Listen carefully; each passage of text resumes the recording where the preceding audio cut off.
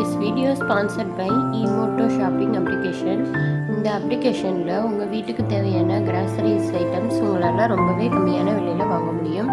அதுலேயும் ஒரு சில ப்ராடக்டை 50% ஆஃபரில் உங்களால் வாங்க முடியும். ஸோ நீங்கள் இந்த அப்ளிகேஷனை யூஸ் பண்ணி ப்ளே ஸ்டோரில் சிம்பிளாக eMoto அப்ளிகேஷனில் உங்கள் வீட்டுக்கு தேவையான கிராசரிஸ் ஐட்டம்ஸை நீங்கள் வாங்கிக்கலாம். வெல்கம் கிட் அதுவும் நல்லா தான் இருக்குது, நீங்கள் வாங்கி பாருங்கள். Thank you friends. பிறந்த வரலாறு. தமிழ் மாதங்களில் 12வது மாதம் பங்குனி. நட்சத்திரங்களில் 12வது நட்சத்திரம் உத்திரம்.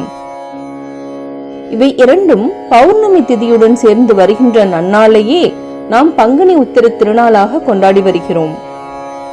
சூரபத்மன் என்னும் ஆணவம், சிங்கமுகன் எனும் கண்மம், தாரகாசுரன் என்ற மாயை ஆகிய முக்குணங்களால் ஏற்படக்கூடிய தீமைகளை ஒழிக்கவே ஞானம் எனும் முருகப்பெருமான் தோன்றி அவர்களோடு போரிட்டு வென்றார்.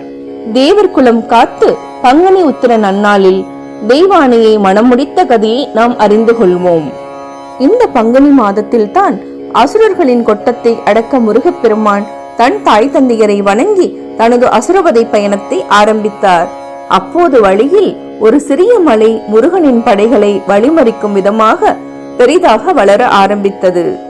இச்செயலினை கண்டு முருகப்பெருமான் நாரதரிடம் கேட்டார். கிருவஞ்சன் என்ற அசுரன் அகத்தியரின் சாபத்தால் இங்கு வருவோரை துன்புறுத்தி வருகின்றான். அதோடு மட்டுமல்லாமல் தாரகாசுரன் நகரான மாயாபுரியையும் காத்து வருகின்றான் என நாரதர் முருகப்பெருமானிடம் கூறினார். இதனை கேட்டறிந்த முருகப்பெருமான் சினம் கொண்டு தன் தளபதி வீரபாகுவிடம் படையில் பாதியை அழைத்துக் கொண்டு போய் தாரகாசுரனை அழித்துவிட்டு வரும்படி கட்டளையிட்டார். இதை அறிந்த தாரகாசுரன் மலைக்கு உதவி புரிய தானும் பெரும்படையுடன் எதிர்த்து வந்தான். வீரபாகு தலைமையில் முருகப்பெருமானின் படைகள் தாரகாசுரனோடு கடும் போர் புரிந்தனர். இரு பக்கத்திலும் வீரர்கள் இறந்து விழுந்தனர். போர்க்களத்தில் நின்று யுத்தம் செய்த தாரகாசுரன் முருகப்படையின் வீரரான வீரகேசரியை தன் கதாயுதத்தால் மார்பில் அடித்து சாய்த்தான். இதை கண்ட வீரபாகு வெகுண்டெழுந்து தாரகாசுரனை கடுமையாக தாக்கினான். இதனால் கோபம் கொண்ட தாரகாசுரன் திரிசூலத்தால் வீரபாகுவின் மார்பில் குத்தி சாய்த்தான்.